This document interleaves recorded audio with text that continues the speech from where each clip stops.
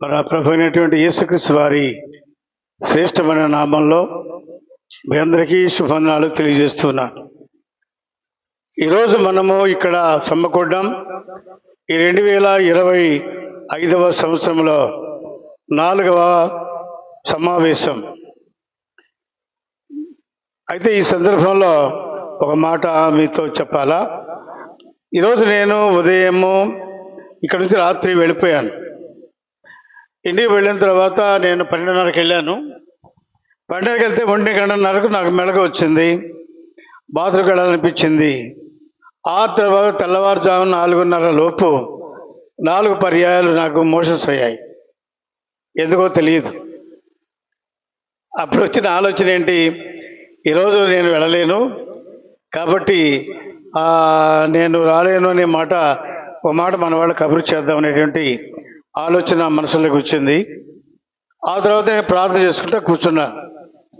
ఈ ప్రార్థన చేస్తూ వివరిస్తూ ఉన్న టైంలో దేవుడు నాతో కాస్త జ్ఞాపకం చేస్తున్న మాట ఏంటంటే, మరి నువ్వు హాజరు కావు, ఆబ్సెంట్ అవుతావు, పరిచర్య ప్రారంభించావు, మరి ఎట్లా వెనక ఉన్నారంటే వాళ్ళకి ఏమని చెప్పగలవు నువ్వు అనేది ఒక ఆలోచన నా మనసులకి వస్తూ ఉంది.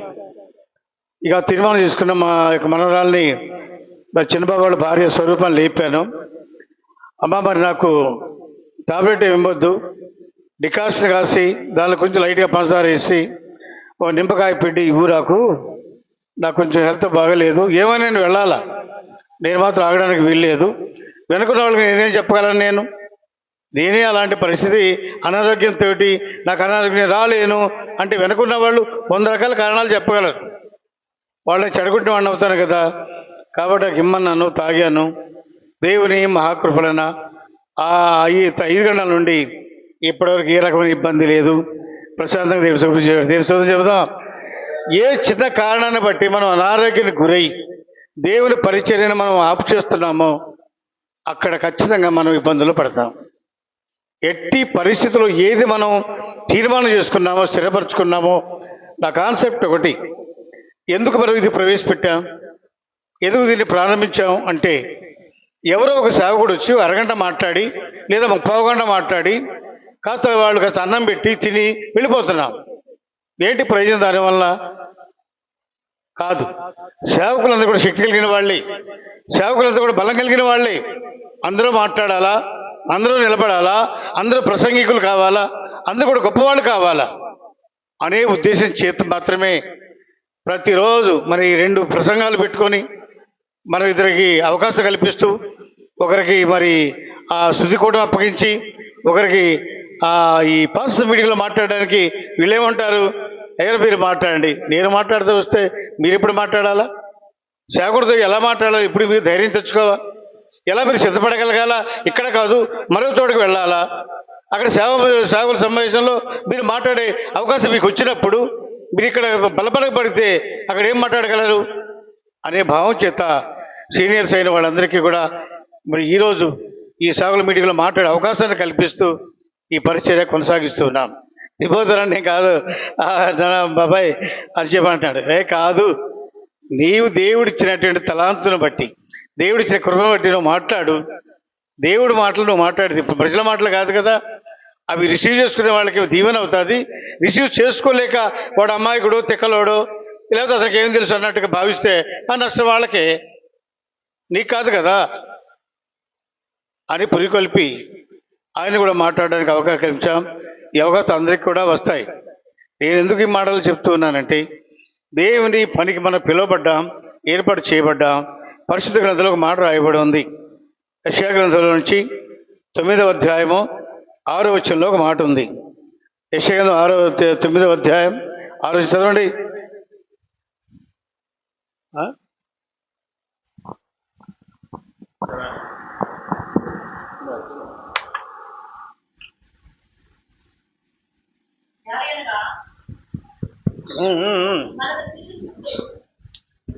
ఏలయనగా మరొక శిశువు పుట్టెను, మరొక కుమారుడు అనుగ్రహింపబడెను. ఎవరి కుమారుడు? ఈయనే ప్రభు అయిన యేసుక్రీస్తు. ఎవరు మన దేవుడు? యేసుక్రీస్తు వారే మన దేవుడు. మనకు శిశువు అనుగ్రహించబడేను, ఆయన భుజముల మీద రాజ్యభారముండును. ఆశ్చర్యకరుడు, ఆలోచనకర్త, బలవంతుడైన దేవుడు, నిత్యుడకు తండ్రి, సమాధానకర్త అయిన అధిపతి ఆయనకు పేరు పెట్టబడును అని ఉంది. ఇక్కడ యేసుక్రీస్తు వారు పుట్టినప్పుడు దేవదూతలు పలికిన మాట ఏంటి? సర్వోన్నతమైన స్థలములలో దేవునికి మహిమయు, ఆయనకి ఇష్టమైన మనుషులకు భూమి మీద సమాధానం. అంటే ప్రజలు సమాధానాన్ని కోల్పోయారు. ఏ ప్రజలు సమాధానాన్ని కోల్పోయారో ఆ సమాధానం కోల్పోయిన ప్రజల మధ్యలో దేవుడు మనల్ని ఎదిగి చేసుకొని ఏర్పరచుకొని ఆ సంఘంలో సమాధానం కలుగు చేయి నిమిత్తమై నిన్ను నన్ను మనందరూ కూడా ఆయా ప్రాంతాల్లో ఆయన ఏర్పాటు చేసుకున్నాడు. ఇది దేవుని ప్రణాళిక. అయితే మనం ఎవరు అని పిలువబడుతున్నాం? మనం దేవునితో జత పని వారము అని పిలువబడుతున్నాం. ఏ భారం ఆయనకున్నదో, ఏ బాధ్యత ఆయనకున్నదో, ఏ గౌరవం ఆయనకున్నదో, ఏ మర్యాద ఆయనకున్నదో, ఏది చేయాలని ఆయన ఒక భారం అయినదో అది పంచుకోవడానికి, అది సహించి, అది మొయ్యడానికి, దాన్ని టేకప్ చేసి అది కొనసాగింపు చేయడానికి మనం ఏర్పాటు చేయబడ్డాం కానీ వేరే సౌఖ్యానికో సుఖానికో అలవాటు పడి అక్కడ బ్రతుకులేదు లేదు కాబట్టి, అక్కడ పని లేదు కాబట్టి, అక్కడ ఏం చేయలేం కాబట్టి ఇక్కడికి వచ్చి ఆ ప్రజల మధ్యలో ఉండి మనం క్షేమగా బ్రతకాల, జీవించాలని దేవుడు ఉద్దేశించి మన పిలువల. ఏ రాజ్య భారం ఆయన మీద ఉందో ఆ భారాన్ని మరించడానికి మనల్ని రకరకాల సంఘాలలో దేవుడు ఏర్పరిచి ఆయనకు మనకు వాగ్దానం కూడా చేశాడు. శిష్యులకి భయపడుతున్నారు, ప్రభా వెళ్ళిపోతున్నావయ్యా, మా స్థితి ఏంటి, మా గత ఏంటి, మేము ఎలా బ్రతకాలా, ఎలా తిరగాలా, మేము శక్తిహీనమే, బలహీనమే, నువ్వు అన్నం పెడతాడు తింటా వచ్చాం, నువ్వు వాక్యం చెప్తాడు వింటా వచ్చాం, మేమేం చేయలేదు ఇప్పటికీ, మేము ఎలా చేయాలి ప్రభా అంటున్న సమయంలో ప్రభు ఒక మాట అంటాడు. యోహాను సువార్త 15వ అధ్యాయము 12వ వచనంలో ప్రభు ఒక మాట అంటున్నాడు. యోహాను సువార్త ఏంటి త్వరగా బైబిల్ 15వ అధ్యాయం. నేను మిమ్మును ప్రేమించిన ప్రకారం మిమ్మును మీరు ఒకరిని ఒకరు ప్రేమించుకున్నట్టు ఆయన వల్ల ప్రేమించిన విధంగా మనం ఆయన ప్రేమించడం, ఆయన ప్రేమించిన విధంగా మనం ఒకరు కూడా ప్రేమించుకోవాలి. సేవకులు మనం కూర్చున్నాం, ఎవరైనా కొన్ని పర్యాలు మీరు గమనించడం లేదో నేను గమనించడం అండి, ఎవరిని క్రిటిసైజ్ చేయడం కాదు. ఎవరైనా ఒక సేవకుడు మాట్లాడుతున్నప్పుడు మిగతా వాళ్ళు మాట్లాడడం, నవ్వడం అనేది మనం చూస్తాం, నేను చూస్తాం. ఇక్కడ చేతకాని వాడేనా, అమాయకుడైనా, మనకంటే తక్కువ వాడైనా కదా మన భావన. ఏమండి కరెక్ట్ అంటారు ఇది? కానీ మనం మాట్లాడేటప్పుడు ఒకరు మాట్లాడుతుంటే నువ్వు చేసావు అట్లా, మరి నువ్వు మాట్లాడేటప్పుడు మన దేవుడు ఏర్పరచుకున్నాడు. దేవుడు ఏదో ఒక తలాంతు మనకి ఇచ్చాడు. ఆయనకిచ్చే తలాంతును బట్టే మనం ముందుకెళ్తున్నాం తప్ప మన సొంత జ్ఞానము, మన ఇంటికాడ వచ్చి మన అమ్మ దగ్గర నుంచో, మన నాన్న దగ్గర నుంచో, మన బంధువుల దగ్గర నుంచో తెచ్చుకున్నదేం కాదు కదా. దేవుడు ఇచ్చిన దానిని ఏ సంఘం మనకి ఇచ్చి ఆ సంఘంలో వినియోగించి ఆ సంఘాన్ని బలపరచడానికి వారు అమాయకులు కావచ్చు, తెలివి తక్కువ వాళ్ళు కావచ్చు, జ్ఞానహీనులు కావచ్చు, ప్రేమ లేని వాళ్ళు కావచ్చు, క్షమించే మనసు వాళ్ళకి లేకపోవచ్చు. ఏ బలమైతే దేవుని దగ్గర మనం పొందుకున్నామో, ఏ భారం అయితే దేవుడు మనకిచ్చాడో ఆ భారాన్ని మోస్తూ ఎవడాడైనా వ్యభిచారంతో పట్టబడే స్త్రీని ప్రభు ఏమని పిలిచాడు? అమ్మా. ప్రజలను ధృవీకరిస్తున్నారు, ప్రజలతో కూడా ఎగతాళి చేస్తున్నారు, ప్రజలను కూడా అవమానిస్తున్నారు ఆమెని. ఆయన ఏమని పిలిచాడు? అమ్మా. ఇక చేయబాకమ్మా, నిద్రపోకయ్యా, నిద్రపోక. అర్థమైందా? అమ్మని పిలిచాడా? ఆ ప్రేమ మనలో ఉందా? అలా ఏ సంఘాన్ని మనకి ఇచ్చాడో, ఏ సంఘ బాధ్యత దేవుడు మనకు అప్పగించాడో దాన్ని తిట్టేవాళ్ళు ఉన్నారు, కొట్టేవాళ్ళు ఉన్నారు, బూతులు మాట్లాడే ఉన్నారు, అవమానపరిచే వాళ్ళు ఉన్నారు, ఇవ్వని వాళ్ళు ఉన్నారు, ఇచ్చేవాళ్ళు ఉన్నారు, మనం అంటే ఇష్టపడే వాళ్ళు కూడా ఉన్నారు. వాళ్ళందరినీ సమైక్యపరిచి దేవునితో సంబంధాన్ని కలిపే బాధ్యత దేవుడు మనకు అప్పగించాడు. వాళ్ళందరూ ప్రభు దగ్గర నడిపించే బాధ్యత. ఎందుకంటే ఒక మాట ముందు చెప్పాలి, నేను ఇంతమంది ఇక్కడ మనం సమకూడాము. ఇక్కడ ఉండడానికి ప్రధాన కారణం ఏంటంటే మన ప్రియులు, మా ఆత్మీయ తండ్రి గారైన రూబనయ్య గారు, ఆయన మచిలీపట్నం నివాసం ఉంటా ఉన్నాడు. ఆయన ఏంటి బాబు తావగూడు రాయింది. ఎప్పుడో వచ్చేవాడు తెలియదు, ఎప్పుడు వస్తాడో ఎప్పుడు వెళ్తాడో మనకు తెలియదు. కానీ ఆయన ఒక దినాన్న ఆయన మా తమ్ముడితో చెప్పిన మాట, అందరితో కాదు, వాళ్ళ పిల్లలతో కూడా చెప్పలేదు అన్నమాట. నా తమ్ముడితో చెప్పిన మాట ఏంటంటే, అయ్యా నేను వైజాగ్లో పేపర్ ఉదుతా ఉన్నాను. నేను పేపర్ ఉదే క్రమంలో ఓ రాత్రి నాకు నిద్ర పట్టలేదు. నాకు ఒక స్వరం వినపడతా ఉంది, మిస్టర్ రూబెన్, నీ ఒక్కరికి నీవు అన్ని సిద్ధపరచుకుంటా ఉన్నావు, అన్ని నీ కొరకు చేసుకుంటా వచ్చావు, ఇంతవరకు నువ్వు నా కొరకు ఏం చేశావు? ఈ మాట ఆయన విన్నప్పుడు గుండెలు అవిసిపోయి ఏ అర్థం కాక ఏడడం మొదలుపెట్టాడంట. ఆ బెడ్ మీద ఏడుస్తుంటే నీళ్లు కారి కారి కారి ఆ హోలు పడి వరకు కూడా కారిపోయిన తెల్లవారుజామున అప్పుడు ఆలోచించి, ప్రభా, పశ్చాత్తాపడి ఏడ్చి, నేను నీ కొరకు ఏం చేయలేదయ్యా, నా కొరకు అన్నీ చేసుకున్నా. నా బిడ్డలు 40 బిడ్డలు, నాకు భార్య ఉంది, నాకు అన్నీ ఉన్నాయి, ఉద్యోగం ఉంది, నేను ఐపీసీలో ట్రెజరర్గా పనిచేస్తున్నాను, ఆధిక్యతను నేను నానే సంపాదించుకున్నాను. కానీ నీ కొరకు ప్రత్యేకంగా నేను చేయలేదయ్యా అనేటువంటి ఆ భారం తన మీద పడినప్పుడు ఆయన మరి మచిలీపట్నంలో ఆయన వన్ ఆఫ్ ది ఆయన తెలుగు ట్రాన్స్లేటర్, ఆయన అట్లా ట్రాన్స్లేటర్ ఎవరు లేరు అక్కడ.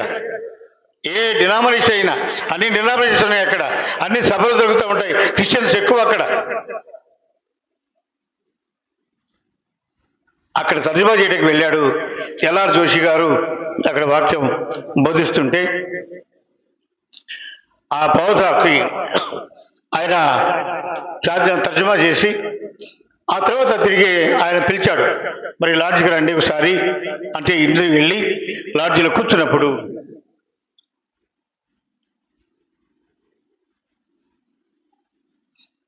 ఆయన అన్నాడు, మీరు ఇక్కడే మచిలీపట్నం అయినట్టు కాదయ్యా, నాది మాది ప్రకాశం జిల్లా జరుగుమల్ల మండలం దావగూడూరు. నేను ఉద్యోగ నిమిత్తమై ఇక్కడికి వచ్చాను. నేను నా కుటుంబ నేపథ్యం ఇది. నేను అక్కడ నోబెల్ కాలేజీ లెక్చరర్గా నేను ప్రిన్సిపల్గా పనిచేస్తున్నాను. మరి మా గ్రామం, నేను పుట్టి పెరిగిన గ్రామం 79లో తుఫాను వచ్చి వాళ్ళన్నీ కూడా ఇళ్ళు కోల్పోయారు, శిథిలావస్థలో వాళ్ళు ఉన్నారు. ప్రభు అంటే వాళ్ళకి తెలియదయ్యా, ప్రభు అంటే వాళ్ళకి తెలియదయ్యా, వాళ్ళు అన్ని దేవతలు పూజిస్తున్నారు అన్నప్పుడు అప్పుడు ఆయన మీరేమైనా అవకాశం ఉంటే రాగలరన్నారు. అప్పటికి మచిలీపట్నంలో వాళ్ళు కార్యక్రమాలు జరుగుతూ ఉన్నాయి. ఆయన అప్పుడు దావుగూడూరు రావడం 1983 మే మాసంలో ఆ దావుగూడూరు ప్రజల గ్రామంలో నర్సింగోలు, చింతలపాలెము, చిరుగుడుపాడు, దావుగూడూరు పెద్దలను సమకూర్చి మాట్లాడినప్పుడు నేను ప్రాజెక్ట్ ఇస్తాను, దానికి దావగూడూరు సిడి ప్రాజెక్ట్ అని పెట్టమన్నాడు పేరు. మీరు స్తోత్రం చెప్పండి. ఆ విధంగా మరి పరిచయం ప్రారంభమై 8 ప్రాజెక్టు ఆయనకి ఇచ్చారు. ఆయన అడ్మినిస్ట్రేటర్ రూబెన్ గారిని స్టాఫ్ని పెట్టడం కానీ పని చేయించడం కానీ ఈ బాధ్యత వహించి ఈ మందిరాలన్నీ కూడా మహనీయుడి పుణ్యం అంట కట్టబడ్డాయి. ఆ తర్వాత దైవ సేవలను కూడా ఏర్పరిచాడు, సేవ జరిగిస్తున్నాడు. ఆ తర్వాత ఆయన 2000లో ఈ లోకం విడిచి వెళ్ళిపోయారు దేవుని పిలుపు మేరకు. ఆ రాజ్య భారం, ఇందాక చెప్పిన రాజ్యభారం, ఆ భారాన్ని తిరిగి మేము మా భుజస్కరాల మీద వేసుకొని మోసి ఏ పరిచర్యను ఆయన వదిలిపెట్టాడు, ఏ పరిచర్య ప్రారంభించాడు, దాని ముగింపు వరకు కూడా మేము దాన్ని కొనసాగింపు చేస్తామని వారి కుమారులు మోసెస్ గారు, డేవిడ్ పాల్ గారు ఇద్దరు కూడా ఐక్యమయ్యి ఈ పరిచయం చేయడానికి ప్రారంభములు ముందుకొచ్చారు. నాటి నుండి ఈ నేటి వరకు కూడా రూబెన్ మినిస్ట్రీ కార్యక్రమాల ద్వారా సేవకులు ఏర్పరిచి ఈ పరిచర్య జరిగిస్తున్నారు. ఈ పరిచర్య జరిగిస్తుండగా ఆఖరణ మనం అందరూ కూడా చేర్చబడ్డారు. దీన్ని కాస్త బలవంతగా ఆత్మీయంగా బలపరచే కాన్సెప్ట్ తోటి నేను వారి కొంత సహకరించి ఇలా 2 రోజుల కూడికను ప్రారంభించా. దేవుని మహాకరుణ మనందరం కూడా మాట్లాడగలుగుతున్నాం. ప్రతి సేవకుడు ఆయన స్పీకరే. ఈరోజు అందరూ మాట్లాడుతున్నారు, సేవకురాలు మాట్లాడుతున్నారు, అందరూ మాట్లాడే అధికారం ఆధిక్యత దేవుడు ఇవ్వడానికి ఒక ఆలోచనలో మనసులో పెట్టాడు. ఈరోజు సేవకురాలకు కూడిక జరుగుతూ ఉంది, మనకు జరుగుతూ ఉంది. ఈ రోజు నుంచి సంఘంతో కూడా కలిసి సేవకురాలైన వాళ్ళు సంఘంతో మాట్లాడే కార్యక్రమాన్ని ఈ రోజు నుంచి ప్రారంభిస్తున్నాం.